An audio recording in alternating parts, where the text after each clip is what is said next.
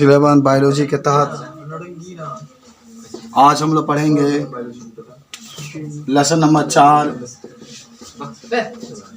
और आज का जो टॉपिक है उसका नाम है संघ टीनोफोर। संघ टीनोफोर।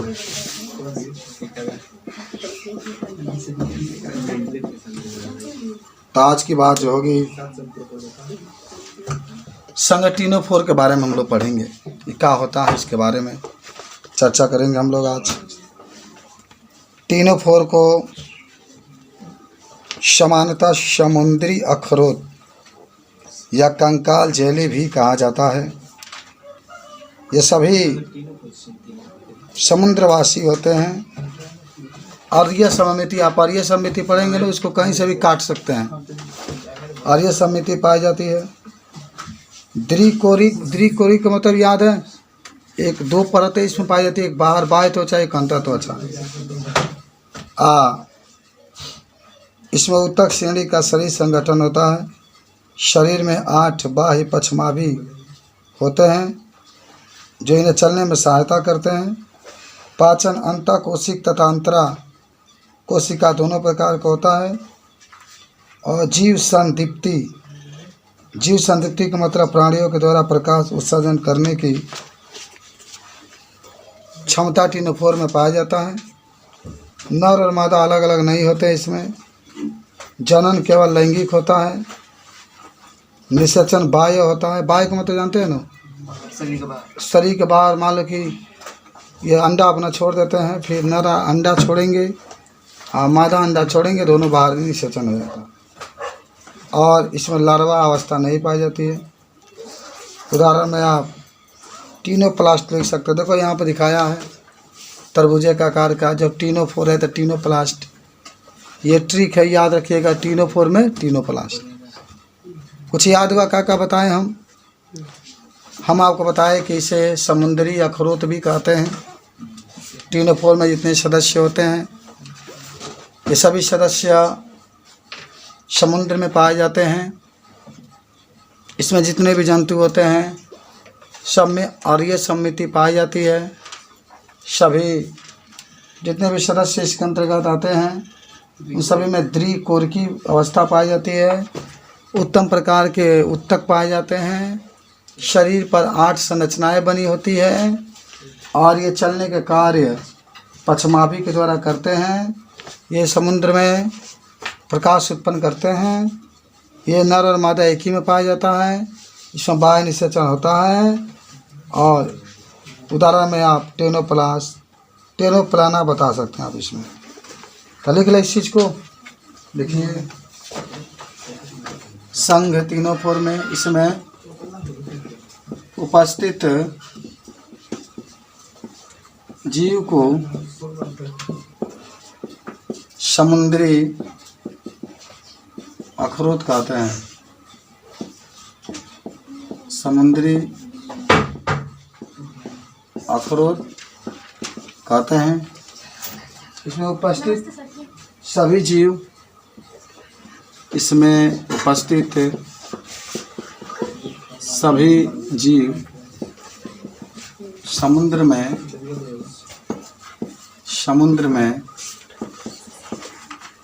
पाए जाते हैं।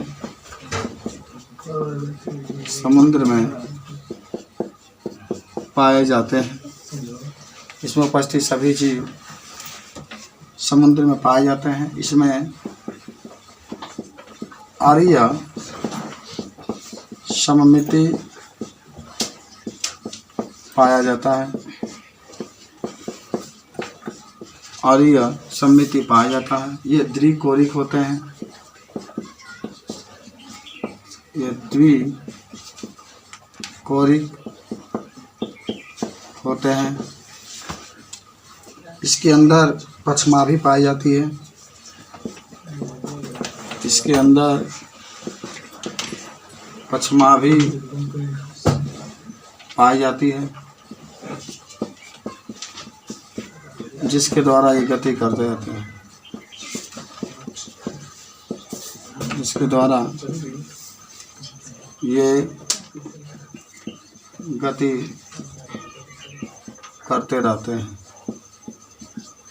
जिसके द्वारा ये गति करते रहते हैं। ये सभी जंतु, इसमें उपस्थित जंतु प्रकाश उत्पन्न करते हैं, प्रकाश उत्पन्न करते हैं। इन सभी जंतुओं को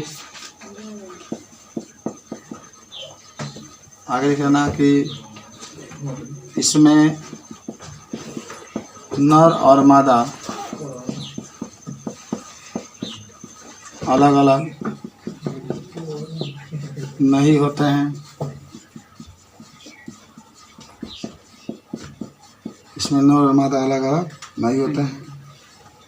इसमें बाह्य निषेचन होता है,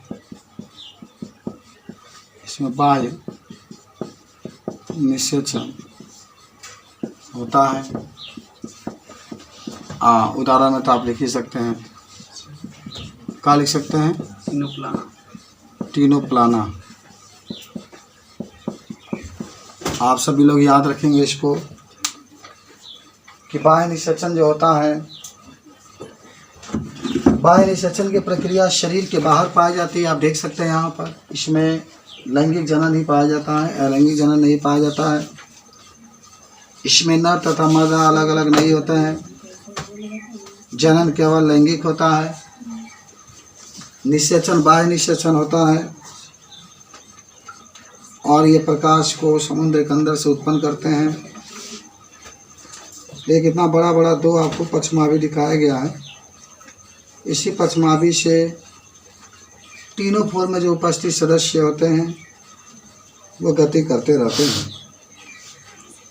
इस पक्षमावी के द्वारा गति करके अपने गंतव्य स्थान तक जाते हैं। जिस जंतु का भक्षण करना होता है, भोजन के रूप में लेना होता है, वो भोजन को भी ग्रहण करते हैं। इस तरीके से आप तीनों फोर के बारे में बता सकते हैं कि तीनों फोर के सदस्य कैसे होते हैं और इसके बारे में आप क्या क्या बता सकते हैं। तीनों फोर में नर और मादा अलग अलग नहीं होते हैं, जनन बाह्य पाया जाता है। हो गया, सब लोग लिख लिए। अब हम आपको पढ़ाने वाले हैं संघ प्लेटीहेल्मिन्थेज। हालांकि इसको हम लोग चपटे कृमि भी कहते हैं, यानी इसके अंतर्गत जितने भी जीव आते हैं सब चपटकार होते हैं। तो अब आपको जो पढ़ना है उसका नाम होगा संघ प्लेटीहेल्मिन्थेज। संघ प्लेटीहेल्मिन्थेज, जिसको आप चपटे कृमि कहते हैं। चपटे कृमि कहेंगे आप इसमें कि इसमें उपस्थित जितने भी सदस्य होते हैं सब किसी न किसी पर चिपके रहते हैं। जैसे किताब है ना, किताब पर चिपके रहेंगे। माने ये इसमें जितने भी सदस्य आएंगे प्लेटीहेल्मिन्थेज में, वह किसी न किसी आधार से क्या होते हैं? चिपके रहते हैं, पृष्ठ पर चिपके रहते हैं। इसीलिए इन्हें चपटे कृमि कहा जाता है। इसको चपटे कृमि क्यों कहा जाता है? क्योंकि किसी न किसी आधार पर चिपक करके रहते हैं। हालांकि इसमें अधिकतर जो प्राणी आते हैं वो मनुष्य के शरीर के अंदर रहते हैं, परजीवी के रूप में रहते हैं और अपना भोजन मनुष्य से ही प्राप्त करते हैं। चपटे कृमि का शरीर द्विपार्श्व सममिति होता है, यानी इसको कहीं से काटेंगे तो दो भागों में ही कट सकता है। त्रिकोणिक होता है। इसमें मेसोडर्म, बाह्य त्वचा, अंतर त्वचा तीनों पाया जाता है। अप्रगुई होता है, इसमें प्रगुआ नहीं पाया जाता है।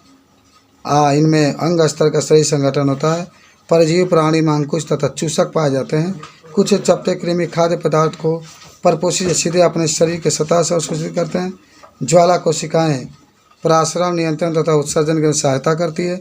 नर मादा अलग अलग नहीं होते हैं। निषेचन आंतरिक होता है तथा परिवर्धन में बहुत सी लार्वा अवस्था पाई जाती है। प्लेनेरिया में पुनर्भवन की असीम क्षमता पाई जाती है। टीनिया सोडियम लिख सकते हैं और फेसियोला लिख सकते हैं। कुछ बात समझे इसके बारे में। चिपक करके रहते हैं इसलिए इसको चपटे कृमि कहा जाता है। तो लिखते हैं, लिखना इसमें उपस्थित जीव किसी न किसी आधार से चिपके रहते हैं,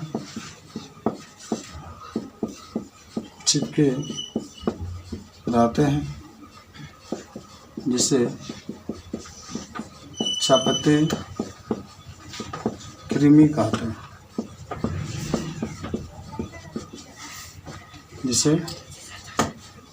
कृमि कहते हैं, इसके सदस्य में नर और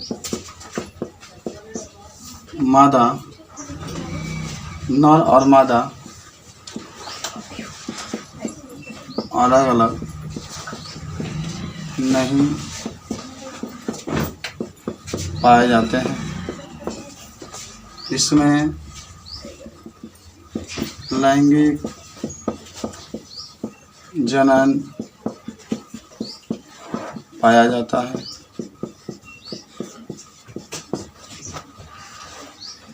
इसमें आंतरिक निषेचन होता है। ये मनुष्य के शरीर के अंदर आते हैं। ये मनुष्य के शरीर के अंदर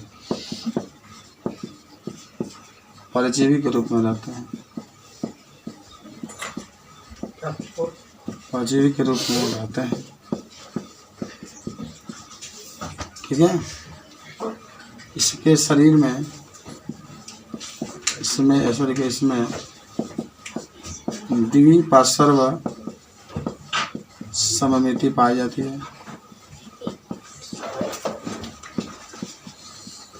है तथा ये सभी सदस्यों में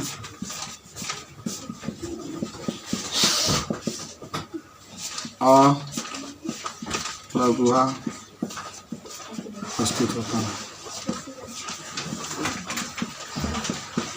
चलिए उदाहरण लिख सकते हैं। प्लेनेरिया, टीनिया, फेसियोला,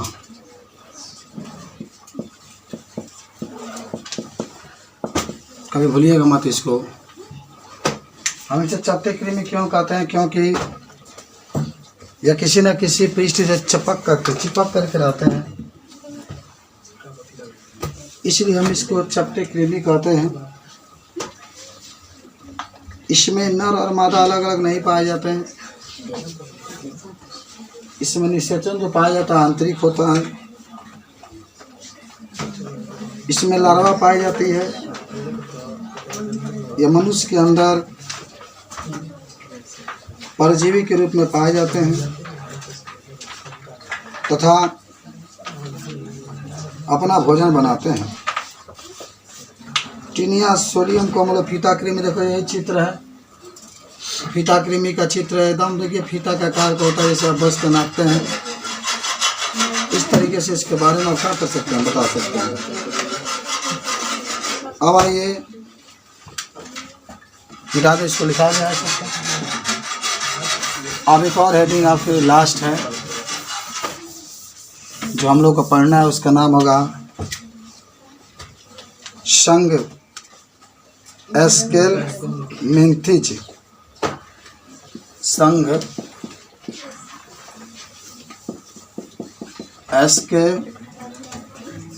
एस्केलमेंथिज, इसी को हम लोग कहते हैं गोल कृमि। गोल कृमि देखिए पहले हम इसका कुछ डिस्कशन कर दें। इसके बारे में आपसे पूछेगा तो आप क्या बता सकते हैं, कहेंगे कि स्केलमेंथिस प्राणी अनुप्रस्थ काट में गोलाकार होते हैं। जब काटोगे ना तो चूड़ी के आकार के एकदम गोलाकार दिखाई देंगे, इसीलिए इसको गोल कृमि कहा गया। हालांकि ये मुक्त जीवी होते हैं। ये जल और स्थल दोनों पर पाए जाते हैं। जल में भी पाए जाते हैं, स्थल में भी पाए जाते हैं। परजीवी के रूप में, परजीवी माने जानते हैं ना, क्योंकि शरीर के अंदर रहकर भी अपने जीवन को यापन करते हैं। इसके शरीर द्विपार्श्व सम्मिति होती है, माने दो ही भाग में काट सकते हैं। कुट प्रगुआ इसमें होता है। इसके शरीर जो होते हैं अंग तंत्र प्रकार को होता है। इसमें नाल तंत्र पाया जाता है। इसमें पेशी अग्रसनी होती है। इसमें अवशिष्ट बाहर निकालने के लिए उत्सर्जन रंध्र भी होते हैं। न तथा मादा एक लिंगी श्राही होते हैं, माने अलग अलग होते हैं। प्राय मादा नर से बड़ी होती है। एकदम सही याद रखिएगा। है क्या नर मादा देखा तरह मादा के दिन ज़्यादा घूमल बा, देख रहे हैं ना, मादा के ज़्यादा घूमल बा नर के। ए बाबू ये पूछा जाता है प्रैक्टिकलवा में कि तनी मादा के चित्र बनाओ तो नर के, तो मादा के बना देना, घुमा देना, तनी ऊपर उठा देना, और नर के तनी नीचे पर सुटका देना। नर मादा तनी होता है। तनी इनमें कौन बड़ा है? मर्दा बड़ा बा, मर्दा नहीं मौगी बड़ा भैया। माता जो है नर से बड़ी होती है। निषेचन आंतरिक होता है तथा शिशु वयस्क के समान ही दिखते हैं। जन्म देते तो लगता है कि अपना बापे का जन्म दिला, एकदम एक ही जैसा होता है।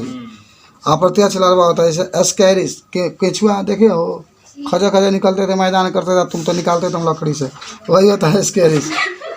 बुचेरिया देखला बुचेरिया देखला बड़ा, वो देख लो कब इनसाइलो एस्टोमा, ये सब आपके क्या होता है, इसी को हम लोग कहते हैं गोल कृमि।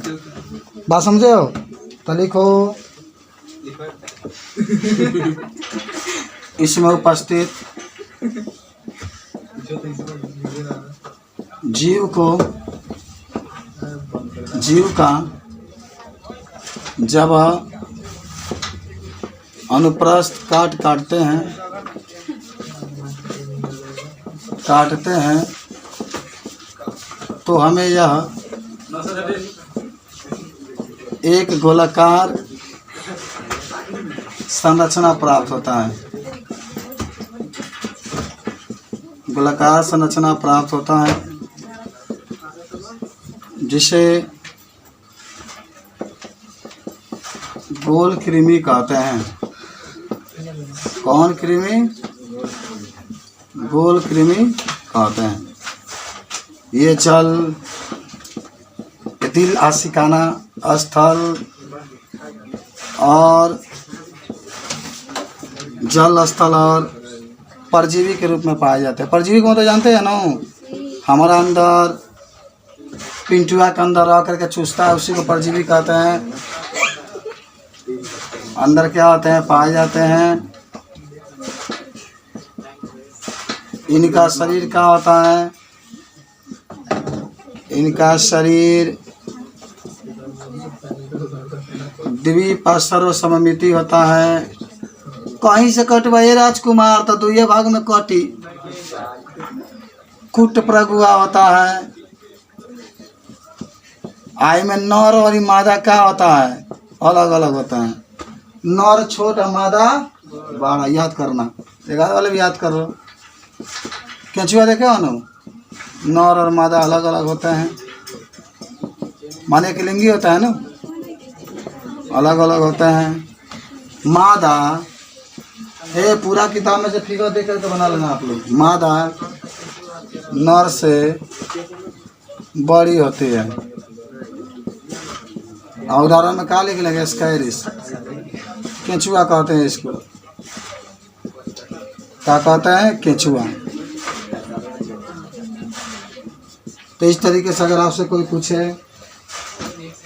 लिख लो फटाक के यार, स्कैरिस के बारे में कोई आपसे पूछे तो क्या होता है, तो आप सारा चीज़ को क्या कर सकते हैं, बता सकते हैं। इसकी संरचना इस तरीके से होती है। स्कैरिस में कभी भी काटोगे तो देखोगे कि जो नर वाला हिस्सा होता है कम मुड़ा होता है नीचे, लेकिन जो मादा वाला होता है वो अधिक मुड़ा होता है। इस तरीके से हम इसके बारे में क्या कर सकते हैं, बता सकते हैं? ठीक है।